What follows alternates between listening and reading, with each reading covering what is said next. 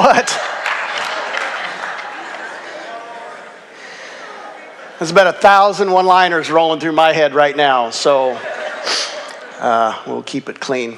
Welcome to those of you joining online, those of you here on campus today. My name's Jason. I'm one of the pastors here, and we're in a series called Unstuck. And I'm not allowed to tell the opening story I wanted to tell. I ran it past Lana, and she said no. So I'm going to start with the next part. I'm assuming you know what this is, plunger. Did a little research this week. You know, there was life before plungers. And a little bit of online argument about the origins of this device. Some of it was attributed clear back to Greco-Roman times. But for our sake today, we're going to go back to the year 1874. Indoor plumbing was becoming a thing in certain parts. My grandparents still remember the outhouse days, but they had problems, as sometimes we still do. But there was nothing to really help. And a guy named John Hawley, I think we have his picture, there he is, was a candy maker. Can't make this stuff up. Was a candy maker who, in his free time, I guess, was also an inventor, had some little side hustles going on, you know, things, you try some things, they don't work, you try some things, they don't work, and figured out that the best way to unclog a drain isn't to shove more stuff in to unplug it, it's to use the principle of suction to get it out, to get it unstuck. And so he developed the plunger. And thank you, John Hawley. The good people of Pennsylvania still celebrate him. You can actually go to his grave and pay homage to him. I'm not exactly sure what his gravesite looks like, but I'm guessing it has a few of these around it. So thanks, John Hawley, for blessing us and giving me a wonderful sermon illustration today. We're going to talk about getting unstuck. We've covered a lot of ground already in this series, and we've talked about everything from your purpose in life, and the things that God has put us in place to do. Today, I want to get very, very practical. Now, some of you are going to be like, great, finally, so let's put some meat to this thing and figure out how this is actually going to look. You say that now, but some of you are going to leave because it's going to be too hard. I didn't invent any of this today, all right? This comes straight out of the Bible. I bring it up here. I'm going to read to you from it, and we're going to look at some things because inevitably the question comes up when we talk about getting unstuck. Okay, what do I have to add? What do I have to add? And that's a great way to get your pipes more stuck. And so I want to think about removing some things, and we're going to do that not just with some good ideas, but we're going to look at how God designed the world, the created order, and you and I to respond in certain ways so that life doesn't get stuck, and that when we do get stuck, we have a way to simplify and reorder our lives, but it involves change on our part, and we talked about how we don't really like change. Some of us seek it too much, but for the most part, we have the luxury of deciding that we want to change, but we have to ratchet it up to decide that we have to change in order for these changes to take place. But we're going to get really practical today with when this happens. You know, do I have to carve out a bunch of time now? Do I have to go to some seminar? Do I have to start reading all these books? Do I have to change a whole bunch of things in my life? I would never encourage you to just throw everything out all at once and try and onboard a whole new script. But as we come to the end of a school year, a lot of you celebrating graduations, and we're getting ready for summer. A lot of you have been working very hard this year, I know this, to accrue vacation time. And you only get maybe 2, 3, maybe 4 weeks if you're lucky to spend that time that you have really just put your head down and just plowed and plowed and plowed, hoping that those times of vacation will give you back what you've spent. And I got to burst the bubble because some of you already know this, but you're hoping this year will be different. You're going to come away from those vacations not as refreshed as you would have hoped, because you have disrupted the rhythm of your life such that you've tried to really unstick your life by just sticking more in. Have you ever come back from a vacation saying, man, I need a vacation from my vacation? We know this is true. We get caught up. We just want to, I remember on our honeymoon, I had an itinerary for the 2 weeks, and it was not restful. And I learned very quickly that there's a way that you structure your time that can actually do what it is you hope will be accomplished. So we want to look at that as we dive in today. I want you to look in Genesis chapter 1.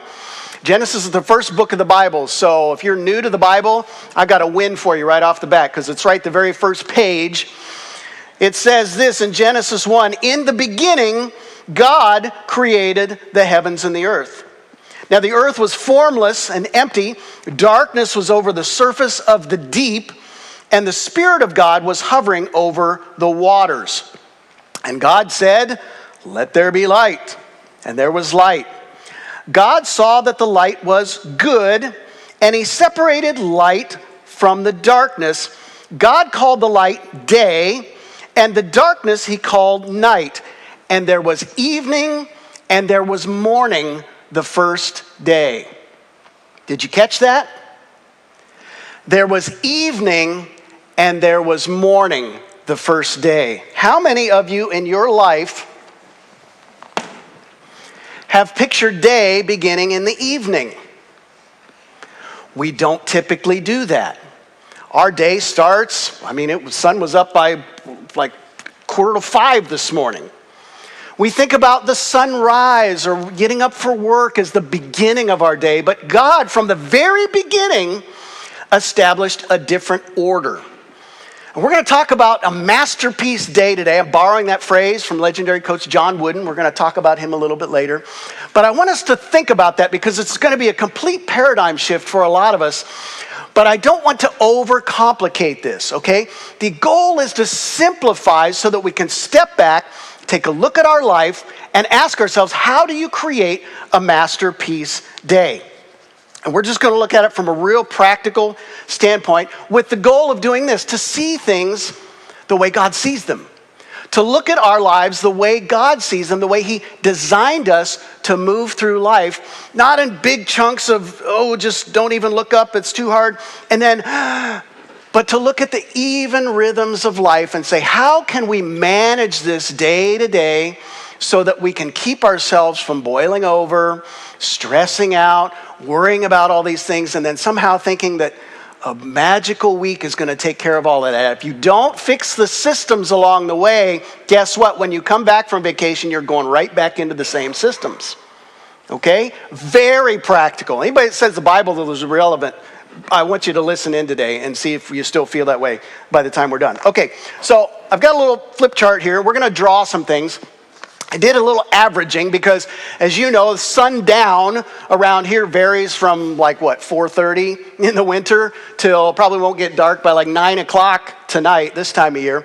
So I kind of aggregated those and said, okay, let's just assume for discussion today that evening generally begins at 6:30 p.m., okay? And we're going to go clear till, we're going to call this, right here, I made a little, we're going to call this 8 a.m. Okay, I realize everybody has all different kinds of work schedules. Some of you work 12s, some of you work 10s, some of you are 5/8, some of you are 2 days on, and it's all over the place. Let's just generalize this, and then I'll let you kind of massage it to figure out how this works in your schedule, okay? So here's 8 a.m., and we'll go ahead and call this 5 p.m., assuming that part of the workday. So that's 5 o'clock, and then this, of course, would be 6:30 p.m. Did I make that big enough? My writing is terrible, but don't ask me to draw stick figures, okay? Now, here's what we think about. I know this because I do the exact same thing. Here's what we think about when we think about making changes and getting unstuck. Where do we tend to focus all of that attention? Over here. But you know what? This is only 10 and a half hours. And there's 1,000 other things competing for that time. going to the bank, getting your groceries. I mean, all that stuff, we try and shove that in. Most of you, like I say, unless you work nights, I work nights, so that, there's some flexibility there. But for the most part, you're trying to already do a lot and maybe even too much during this time.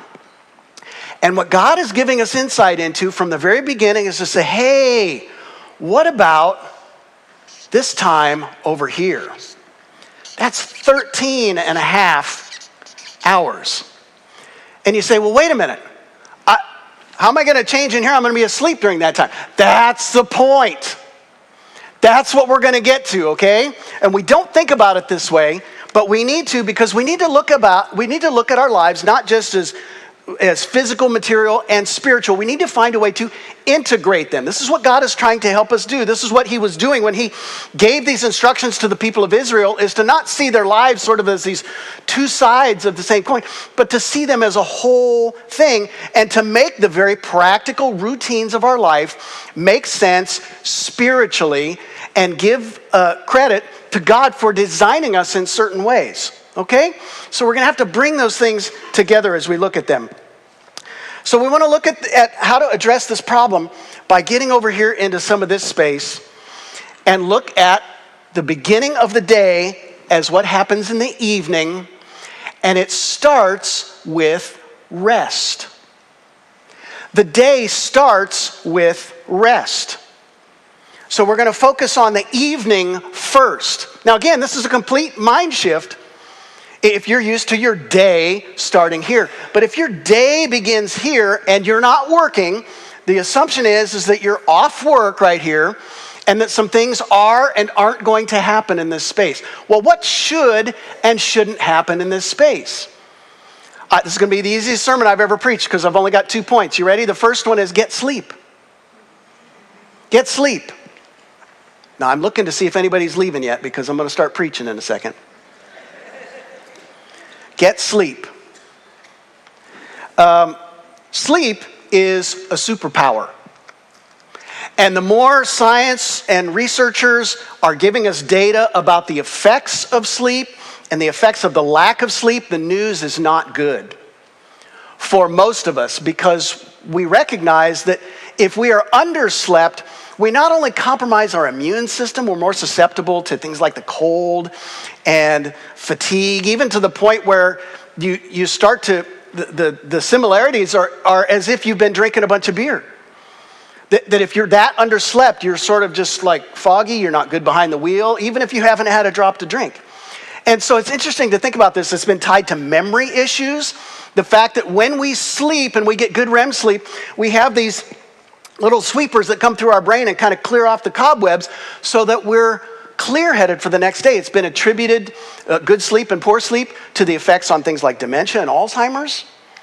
This is very practical stuff, and so it really, really, really does matter that we get sleep. Not just because I say so, not just because science and research seems to support everything. It's from the very beginning, God has said, this is what needs to happen. The average person, now already some of you are going, oh, I can power through in 4 hours, I can, Okay, very few people are that special, statistically.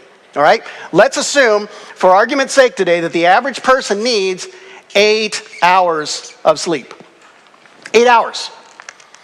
Now already you're going, oh my gosh, you mean from the very beginning God set up that a third of my life would be spent unconscious? Yes.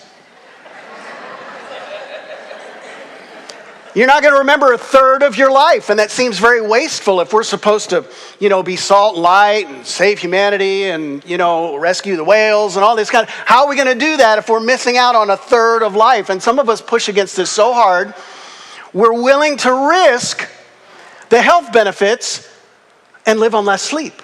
But the average person needs 8 hours, and really 8 means 9. That means you're asleep for 8 hours. That means you're maybe going to bed a half hour, an hour ahead of time. And we'll get to some other research that talks about how screens factor into that. But you picture, some of you can't even fathom hopping into bed 9 hours before you have to wake up. You can't do it. You're doing the math right now and going, wait a minute. You mean I can't binge watch my favorite 3 episodes of my show every night? I can't. No. You might have to miss some things to get the 8 hours of sleep every night that you need. Not because I want you to have it. God says, look, I made you in my image. I want you to have this. I want you to operate the way that I've created you to be. So think about it that way. Now here's the problem. Before December 31st, 1879, do you know how much the average person slept per night? Any guesses? My pen's going out here. 10 hours. 10 hours a night. The average person slept 10 hours a night. What do we say in this culture about somebody who sleeps 10 hours a night? They are? You all knew that. Do you know what's implicit in that message? And Satan would love to creep in there. That is the voice of shame. People before December 31st, 1879 did not live with shame about sleeping 10 hours. They did not feel lazy. You know what was invented December 31st, 1879? The what? You had the electric light bulb. The light bulb. This guy, Thomas Edison. Evil. Vindictive. Harbinger. I mean, he just looks like he's up to no good. We have paid the price ever since the invention of the light bulb because there was no natural delineation of day and night now. You could keep the light on and stay up as late as you want, get up as early as you wanted. There was no natural distinction now between day and night. Do you know how much the average person sleeps now per night? Less than 7 hours. Less than 7 hours. Statistically, this is the reason why we're more susceptible to the common cold. It's just because we don't sleep over 7 hours. Now, sorry if I'm just being overly practical. This is alarming for most of us in this society because we do not live this way.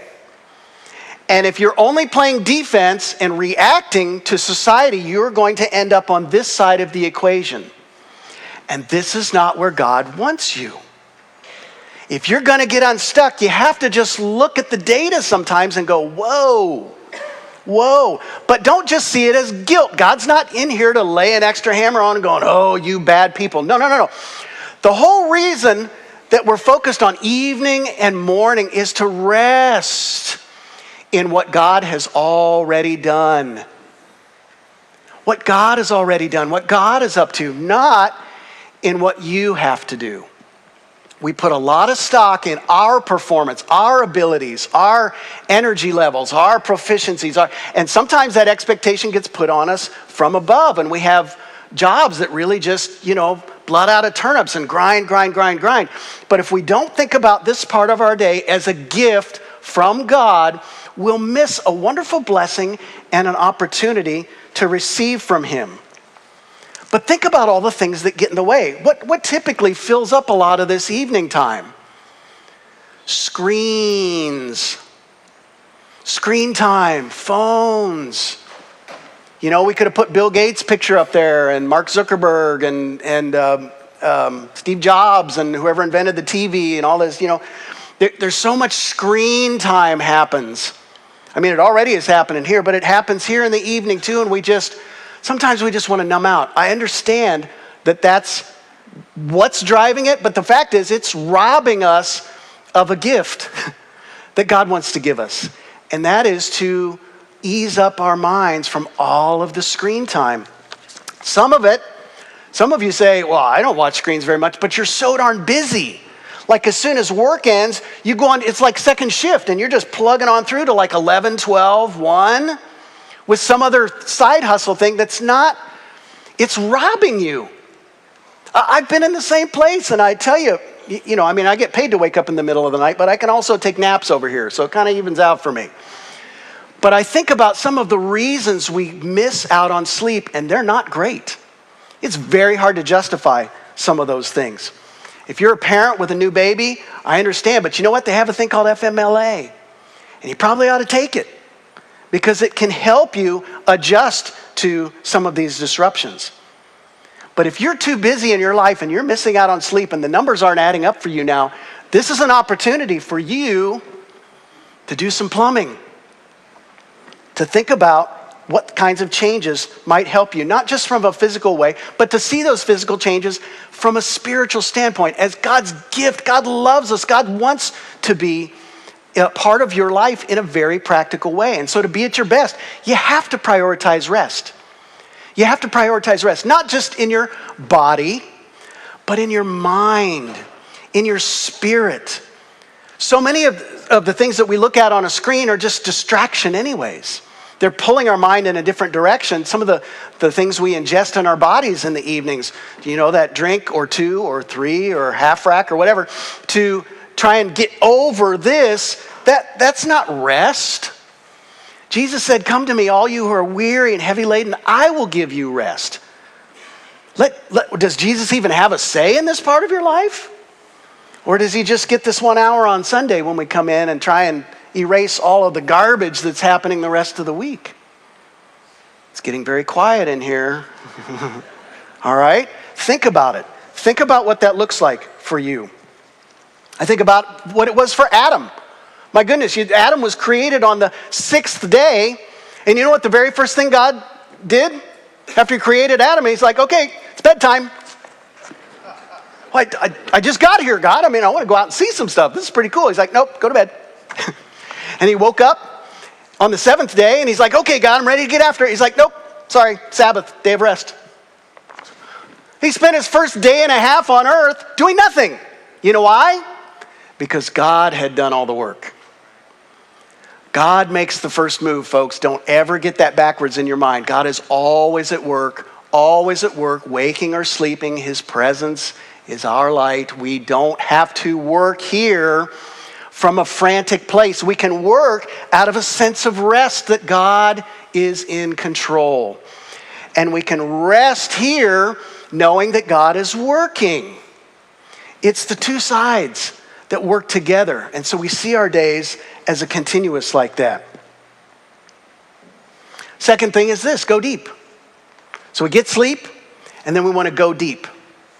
You say, go deep. Well, I just talked about it a minute ago. We have this term that I don't know if it existed before. I don't remember hearing it as a child, but multitasking. A lot of you multitask, or you say, oh yeah, I'm multitasking. You got 4 screens around your desk and you're looking here and you're looking here and you're looking here and you got your phone and we're on the phone and we're doing all these things. We're multitasking. There's a great book written by Cal Newport called Deep Work. Some of you, I think, have read it. And he talks about this thing called attention residue. He says, when we kid ourselves into thinking that we can effectively multitask, you bring little bits of that with you into the thing you're doing, and it makes it very hard to focus. It actually diminishes your ability to focus. We are a highly distracted and distractible culture because we have so many options. You cannot go into a restaurant these days without 10 TVs popping you in the eyeballs, and they're all tuned into different things, and you just spend the whole thing. And meanwhile, the person across from the table is going, hello. How many of you leave your cell phones in the car when you go into a restaurant? How many of you leave your cell phones in a different room when you're sitting around the dinner table or at home? No, a lot of us sit there and watch TV and we watch our phones at the same time. And maybe we got a computer on somewhere. We've done this to ourselves. There's an inertia here that's like, this is not natural. It's not natural. And so from a spiritual standpoint, we want to be able to remove distractions actively. You have to be proactive about this. Look at Jesus. Mark 1:35. It says this very early in the morning, while it was still dark, Jesus got up, left the house, and went off to a solitary place where he prayed. Jesus spent a lot of time with people. Jesus had a lot of people competing for his time and attention, and he always seemed to be able to focus on the people, even to a large degree where other people were like, Jesus, come on, it's time to get away. He's like, no, his compassion didn't run out. You know why? Because he did that. He got away. He was hard to find. Now, some of you have taken that pattern for your own and say, oh, I'm going to get up early. I'm going to spend my time with Jesus. Others of you say, no, I'm going to use that time right before bed to do that. There's no one right way. The point is that Jesus got off the grid. He didn't need the distraction. He didn't need the attention. He didn't need to be following. He didn't need to be liking and subscribing and watching and this FOMO of what I missed through the night. He went and found his Father first, right? The first thing when he woke up. And he was rested enough to do it. And that's what gave him the focus that he needed to do what it was that God had asked him to do. And in that respect, we are no different. Listen, if you are never in a place where others can't reach you, what in the world makes you think you're going to be able to be reached by God? Seriously right now, how many of you, I won't ask for show of hands, how many of you left your phone somewhere else besides in here? Just to see, right? Okay, a couple of you. How many of you have it powered off right now? How many of you have it silenced? Some of you are going, oh shoot, I forgot to do that, okay? We're so tied to these things, tethered to them, that we forget that we don't have to. And they rob our attention of the opportunities that sometimes I think God just wants to get us away from the noise, from the distraction, and say, listen, let's you and I talk first. What would it look like to set your phone down for an extra 5 minutes a day? We still got 24 hours to work with. It's the same 24 hours. But what would it look like for you? It's worth asking. Socially, here's some of the time that we spend here. Now, I laugh at this one because we have teenagers who want to take their food upstairs all the time. I don't know what's up there. Why eating in their room makes it so appealing. It smells terrible. But socially, there's time here to be able to rest, and that is to eat together screen-free. Again, I'm looking for people to leave or start throwing things at me. To eat together, to share a meal together around the table screen-free. What would that look like? What kind of depth could you have in conversation and really talking and listening to one another and sharing a laugh, maybe playing a board game or something? There are other faith groups that preach this and do it really well, but they've built it into their schedule. Why should we be any different?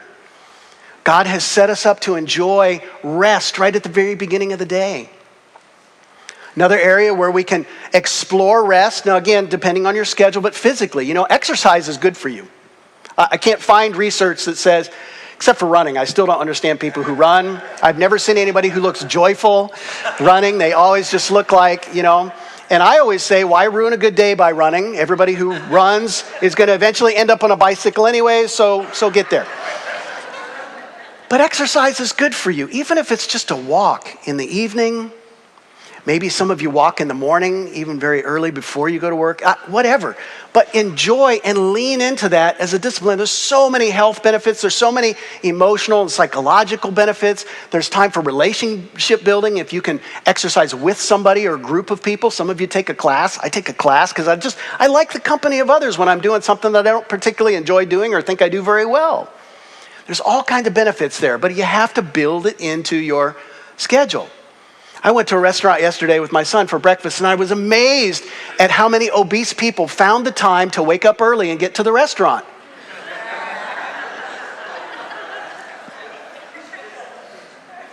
And were known by their first name. I'm like, oh, okay, this isn't the first time they've been here. We know we can do it, but we got to apply it in certain directions. And then the last one is creativity, or your creative expression. And this isn't to keep churning out more product, okay? This idea of productivity is garbage. It's like asking a cow out in the field who's eating grass, produce more milk, produce more milk. Well, what do you think they're doing? They're in process. Do you have time just to dream a little bit, think about some things, to explore some ideas, to have a little side project, a hobby? Something that isn't about producing all of the time. It's not a side hustle. It's not a money. Yeah, Etsy's a thing, whatever. But, something that just gives you the opportunity to not really have to produce something. It's something that gives you enjoyment. If it's tying flies, if it's those little mandala coloring books, something that just gives you a little bit of brain space to dream and to think and not just binge and receive and receive and receive. Do you see the difference there? We're able to take on a different way when we do that. All right, let's land the plane. I told you I was going to talk about John Wooden creating a masterpiece day. Do you guys know who John Wooden is? Legendary coach. ESPN rated him the greatest coach of all time. I learned a little bit about John Wooden this week. 88 consecutive wins as the head coach of the UCLA Bruins. Kareem Abdul-Jabbar was one of his players. Just fantastic, disciplined coach. He won 10 NCAA basketball championships with UCLA. That's ridiculous, even in the modern era, for somebody to have won that much. You know what? He didn't win his first championship until he was 54 years old. 1964 is when he won his first one. You know what he was doing for the 30 years before that? He was coaching high school basketball. Took a little break to join the Navy and go fight in World War II. Came back and started coaching college basketball at Indiana State, and then went on to UCLA. But he didn't win for 17 years. 17 years. He spent 30 years just grinding it out, creating and recreating what he called a masterpiece day. He built that discipline and that structure in. Folks, I don't expect major overhaul tonight. I'm saying start chipping away at this stuff and see what a difference it makes, and give it some time. Give it some time. I was talking with the folks out in the coffee counter today, talking about the adverse effects of caffeine dependence. You don't just quit drinking coffee. I know you people. I see you lined up at Dutch Bros every day. But chip at it and ask God. Say, God, I know you want some things from me. What are some other things that have a hold on my life? Do you need to cancel a subscription? Do you need to do some very practical things just to free the space up and see what God might want to do in the time of rest, so that when it is time to wake up and get going, you have eyes to see and ears to hear and hearts to receive? I don't know what the next step is for you. It's going to probably be as different as there are people listening to me here live or within the sound of my voice. But you know what? It's very hard to have a bad day. Very hard to have a bad day that starts and ends well. When we're intentional about our time, Satan would love to just have us just sort of kick back and never think twice about the opportunities, big and small, that we have along the way to pay attention to what God has for us. Maybe you're coming in this morning and you're so wound up, oh my gosh, you're just wound tight. And you need to breathe, and you need to find that rest that Jesus promises and offers. And it could just be as simple as getting to bed a little bit earlier tonight. Wouldn't that be wonderful? Wouldn't that be wonderful if it was as simple as that? Turning off the TV a half hour, an hour earlier. You're going to find that that's a struggle, though, because Satan's going, as soon as that's on your radar, Satan's going to go, whoa, wait a minute, we got a situation. And you're going to feel the spiritual struggle to do those things. I'm telling you. But when you trust God, that's what all this is about, is trusting God. Trusting God. Trusting God. Some of you have a hard time doing that because you put all the stock in what you can do over here. What if God can be trusted over here, even if we're not even awake, so that when we wake up, we can realize that the sun came up yet again, that God is faithful to who he says he wants to be. Can we trust him for that? I want you to stand. We're going to sing together in just a moment, just to reinforce this. I hope that I'm not trying to insult your intelligence, but it's so great to look back at these things and realize that from the very beginning, God had you in mind. He cares about you. He loves you. He wants you to be at your best, because he certainly deserves everything we have to give him. Can we worship him today? Let's do that.